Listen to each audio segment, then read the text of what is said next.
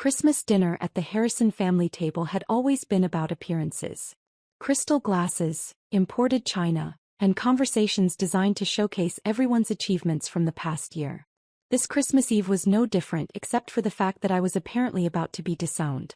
"Sophia, we need to discuss your living situation," my mother announced, cutting into her prime rib with surgical precision. Her voice carried that particular tone she used when she was about to deliver bad news while maintaining perfect dinner party etiquette. I looked up from my plate, fork halfway to my mouth. Around the mahogany table sat my entire family. My parents, my older brother Marcus with his wife Jennifer, and my younger sister Ashley with her fiancé David.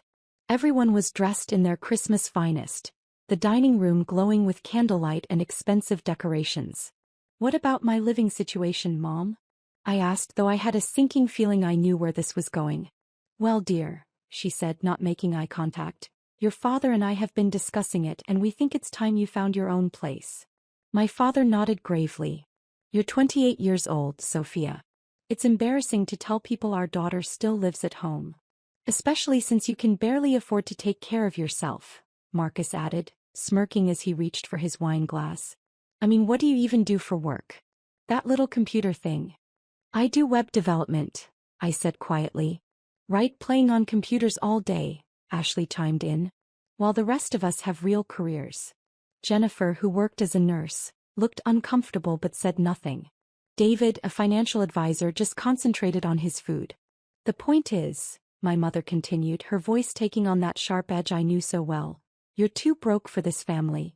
We have a certain standard to maintain, and frankly, your situation reflects poorly on all of us." I felt my cheeks burning. "Too broke for this family? Look at your siblings," my father said, gesturing around the table. "Marcus is a successful attorney-making partner at his firm.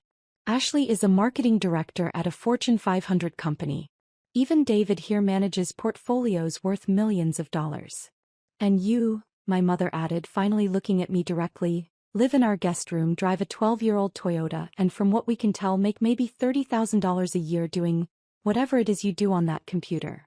"It's web development," I repeated. "Whatever. The point is it's not working out. We've decided you need to move out by New Year's Day." The silence that followed was deafening. I could hear the grandfather clock ticking in the corner, the soft classical music playing from the sound system, even the subtle hum of the expensive wine refrigerator in the kitchen. "Where am I supposed to go?" I asked. "That's not our problem anymore," my father said coldly. "You're an adult. Figure it out." Marcus leaned back in his chair with a satisfied expression. "Maybe this will finally motivate you to get serious about your life. Find a real job, meet someone with actual prospects. Unlike your current situation," Ashley added, "which is basically like having a live-in teenager who never grew up." I stared at my plate, feeling smaller with each word. This wasn't entirely unexpected. My family had never hidden their disappointment in my career choices or lifestyle. But having it laid out so brutally on Christmas Eve felt particularly cruel. "I don't understand," I said slowly. "I pay rent. I buy my own food. I don't ask you for money." $300 a month isn't rent," my mother scoffed. "It's charity. And frankly, we're tired of pretending this arrangement works for anyone. We're thinking of converting your room into a home office anyway," my father added. "Something more productive." That's when my phone rang. The ringtone cut through the tense silence like a knife. Everyone at the table turned to look at me with varying degrees of annoyance. "Turn that off," my mother hissed. "We're having a family discussion." But I glanced at the caller ID and froze. It was a number I recognized immediately, my private banking advisor at Goldman Sachs. "I need to take this," I said. "Absolutely not," my father said firmly. "Whatever telemarketer is calling you can wait." "It's not a telemarketer. It's my bank." Marcus laughed. "Your bank? What bank calls people on Christmas Eve? And what could they possibly want with you?" I looked around the table at my family's faces, skeptical, dismissive, and increasingly irritated. Something inside me snapped. "You know what? You're right. Let's find out what they want." I answered the call and immediately put it on speaker. "Good evening, Ms. Harrison. This is Richard Pemberton from Goldman Sachs Private Wealth Management. I apologize for calling on Christmas Eve, but I wanted to personally inform you about an urgent matter regarding your account. The entire table went silent. My mother's fork, which had been halfway to her mouth, stopped mid-air. What kind of matter, Richard? I asked calmly. Well, as you know, we've been managing the diversification of your investment portfolio, and I'm pleased to inform you that your account has crossed a significant milestone. As of market close today, your total assets under management with us have exceeded $127 million. You could have heard a pin drop. My mother's fork clattered to her plate. I wanted to personally congratulate you, Richard continued, and discuss some additional investment opportunities that might interest someone in your position. We have some exclusive offerings for clients with portfolios of your magnitude. Marcus's wine glass froze halfway to his lips. Additionally, Richard went on, I wanted to confirm that the $2.3 million quarterly distribution from your various business holdings has been processed and should appear in your checking account tomorrow morning. Ashley's mouth fell open. I also wanted to let you know that the real estate acquisition you've been considering, that commercial property in downtown Portland, we've been able to negotiate the price down to $8.7 million. Shall I proceed with the purchase? My father looked like he was seeing a ghost. Richard, I said, maintaining my composure even though my heart was pounding, can I call you back tomorrow? I'm in the middle of dinner with my family. Of course, Ms. Harrison. And might I add, your cryptocurrency investments have performed exceptionally well this quarter. The diversification strategy we discussed has really paid off. Enjoy your holiday and we'll speak soon. Thank you, Richard. Have a wonderful Christmas. I hung up the phone and set it down beside my plate. Then I picked up my fork and took a bite of my prime rib as if nothing had happened. The silence stretched on for what felt like hours. Finally, Marcus cleared his throat. Who was that? My private wealth manager at Goldman Sachs, I replied calmly. You're what? My mother whispered. My private wealth manager. Richard Pemberton. Really nice guy. Harvard MBA, manages portfolios for high net worth individuals. High net worth. Ashley's voice came out as a squeak. Well, their minimum for private wealth management is usually around $10 million in assets, but they made an exception for me when I hit $5 million about 3 years ago. My father was staring at me like I was speaking a foreign language. Sophia, what is going on? What do you mean? That phone call, $127 million. Is this some kind of joke? I set down my fork and looked around the table at my family's stunned faces. No joke, Dad. That's my current net worth, give or take a few million depending on market fluctuations.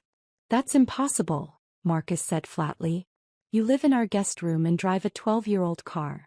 I live in your guest room because it's convenient and I travel a lot for work. I drive a 12-year-old car because it's reliable and I don't care about status symbols. What work? My mother demanded. You said you do web development. I do. Among other things. Jennifer, who had been silent through the entire dinner conversation, finally spoke up. Sophia, are you saying you're actually wealthy? Extremely wealthy, yes. The word, extremely, seemed to hit the table like a physical blow. How? Ashley whispered.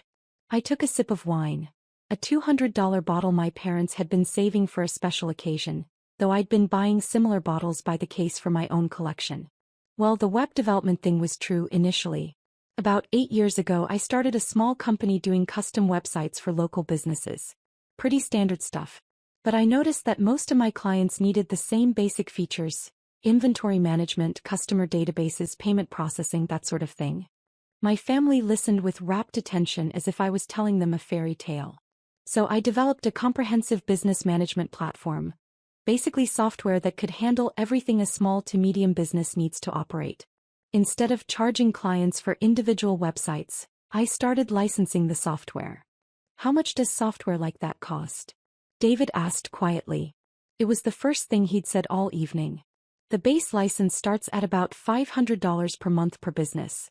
But most clients upgrade to premium packages that run between $2,000 and $5,000 monthly, depending on their needs. I could see Marcus trying to do math in his head.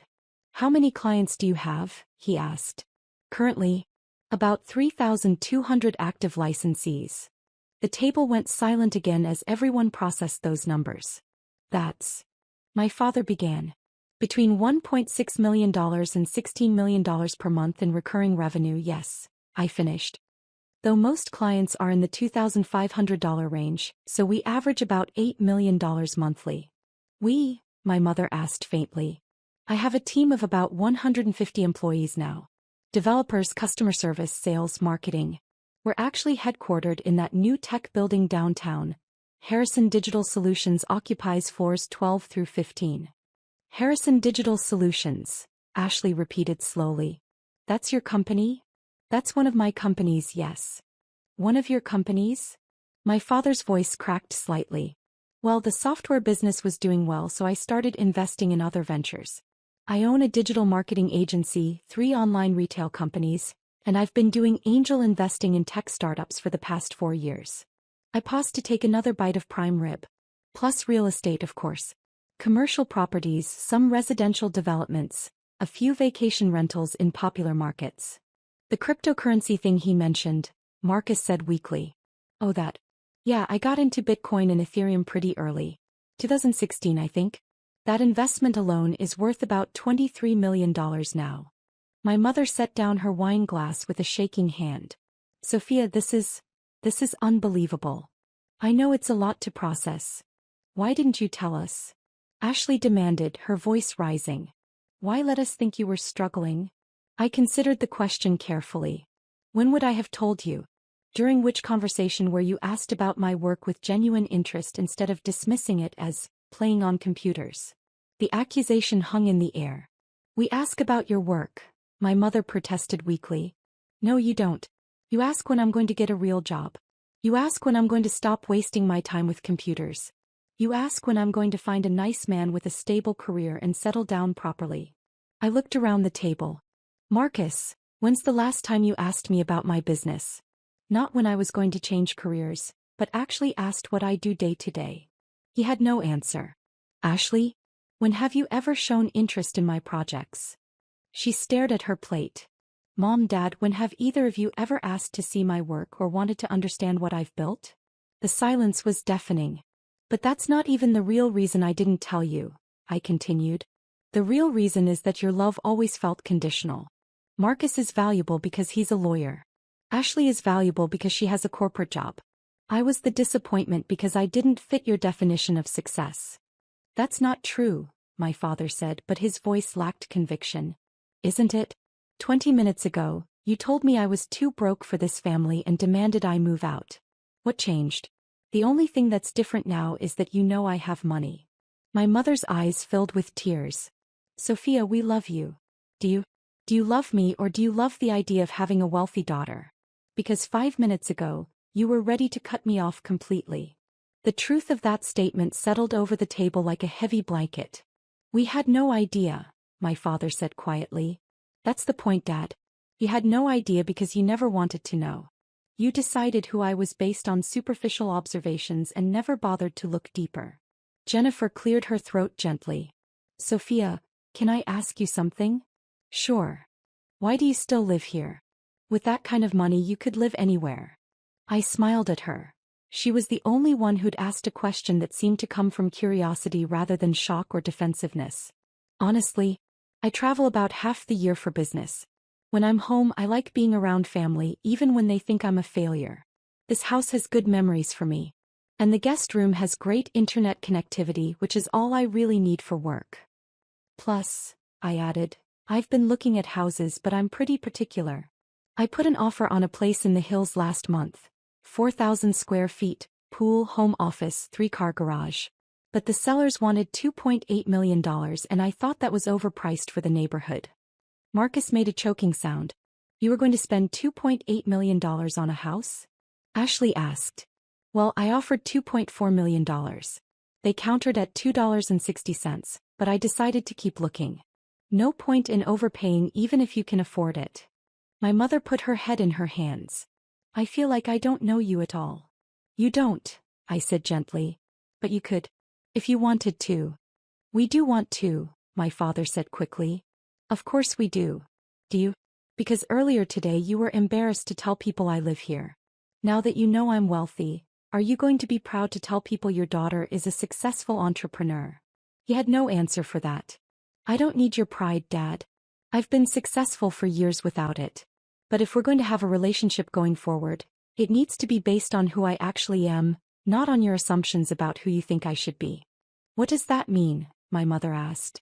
It means you need to decide whether you love your daughter Sophia, who builds software companies and makes smart investments and drives old cars because she thinks new cars are a waste of money, or whether you only love the idea of having a wealthy daughter you can brag about. I stood up from the table. I'm going to go upstairs and pack some things.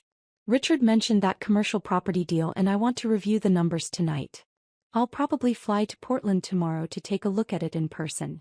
Wait, Marcus said. You're leaving. Well, you did tell me to be out by New Year's. I figured I'd get a head start. But, we didn't know, Ashley protested. No, you didn't. But you also didn't ask. You made assumptions about my life and then made decisions based on those assumptions. The fact that your assumptions were wrong doesn't change the fact that you were willing to cut me off based on what you thought was my financial situation. I headed toward the doorway, then turned back. For what it's worth, I never needed you to support me financially. But I did need you to support me emotionally. To believe in me.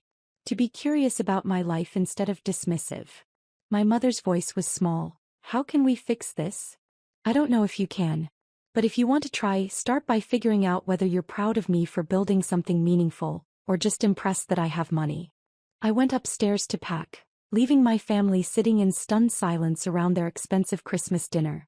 2 hours later, as I was loading my suitcase into my embarrassing 12-year-old Toyota, my mother appeared in the doorway. Sophia, please don't go. I paused. Why? Because you're right. About all of it. We've been terrible parents to you and terrible siblings, she said, glancing back toward the house where I could see Marcus and Ashley watching through the window. And we want the chance to do better. Mom, you can't just flip a switch and suddenly be different. I know. But we can try. We can start asking the right questions. We can start seeing you for who you are instead of who we expected you to be. She stepped closer. Can you tell me about your business? Not the money part, but what you actually do. What problems you solve for people. I studied her face, looking for signs that this was just an attempt to manage the situation. But what I saw was genuine curiosity, maybe for the first time. You really want to know? I really want to know. I closed the trunk of my car and leaned against it. While most small business owners are incredibly talented at their craft, they're amazing bakers or brilliant mechanics or creative artists, but they're terrible at business administration. They spend half their time wrestling with inventory systems and customer databases instead of doing what they love. My mother nodded, actually listening. So I built software that handles all the administrative work automatically. A bakery owner can focus on creating amazing cakes instead of tracking flour supplies and managing customer orders. A mechanic can focus on fixing cars instead of struggling with appointment scheduling and parts inventory. That sounds wonderful, she said, and I could tell she meant it. It is. I get emails from clients telling me the software gave them their lives back. That they can spend time with their families again because they're not staying up until midnight doing paperwork. That must feel incredible. It does. It's the best part of what I do. We stood there for a moment in comfortable silence. The money is nice, I continued, but the real satisfaction comes from solving problems for people. From building something that makes life easier for thousands of small business owners. I'm proud of you, my mother said quietly. Are you proud of me or proud of my bank account? She considered the question seriously. I'm proud that you saw a problem and solved it. I'm proud that you built something meaningful. I'm proud that you help people.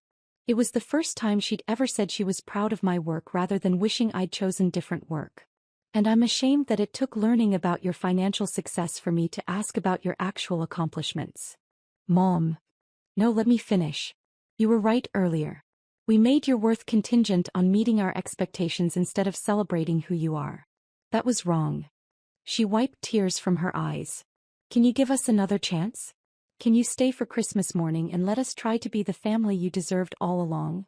I looked at the house where I'd grown up, where I'd always felt like a square peg trying to fit into a round hole. Where I'd learned to hide my successes because they weren't the right kind of successes. But I also thought about Jennifer's question earlier, about why I chose to stay here despite having unlimited options. The truth was, I loved my family even when they didn't understand me. Even when they disappointed me. Okay, I said. But things have to be different. They will be. I mean it, Mom. I'm not going to pretend to be struggling to make you feel better about yourselves. And I'm not going to be your trophy daughter that you show off to friends. I'm just going to be me. That's all we want. As we walked back toward the house, my mother asked, "Can I ask you one more thing?" "Sure." "The commercial property in Portland. What kind of business are you planning?" I smiled. "Actually, I'm thinking of opening a co-working space specifically for entrepreneurs and small business owners. Somewhere they can work alongside other people who understand the challenges of building something from scratch." "That sounds perfect for you." "I think so too." As we reached the front door, she paused. "Sophia, I love you. Not your bank account, not your success. You. I'm sorry it took me so long to make that clear." "I love you too, Mom." Christmas morning was different. Instead of the usual gift exchange focused on expensive items nobody really wanted, we spent hours talking. Marcus asked detailed questions about my software development process. Ashley wanted to understand how I identified good investment opportunities. My father, surprisingly, was most interested in my management philosophy and how I built company culture. For the first time in years, I felt like they were actually seeing me. "You know," my father said as we sat around the tree, coffee cups in hand, "I owe you an apology beyond just last night's dinner." "What do you mean?" "I've been telling people for years that my youngest daughter was still figuring things out. I realize now that you weren't figuring things out. You'd already figured them out. You were just doing it differently than I expected." "Dad, you don't need to." "Yes, I do. I'm proud of you, Sophia. Not because of your money, but because you built something meaningful while staying true to your values. Because you saw opportunities where others saw problems. Because you're generous and thoughtful and brilliant." He paused. "And because you had the grace to forgive us for being blind to who you really are." As I looked around at my family, really looked at them maybe for the first time in years, I realized something important. Money had always been their language of success and security. Learning about my financial situation didn't change who I was, but it did translate my accomplishments into terms they could understand. The real question was whether we could build a relationship based on deeper understanding, not just shared vocabulary. "So," Ashley said with a grin, "want to tell us about some of those other business ventures?" "I'm particularly curious about the angel investing." I smiled, settling back into my chair. "Well, there's this fascinating startup working on sustainable packaging solutions." And for the first time in years, my family leaned in to listen. The commercial property deal in Portland fell through.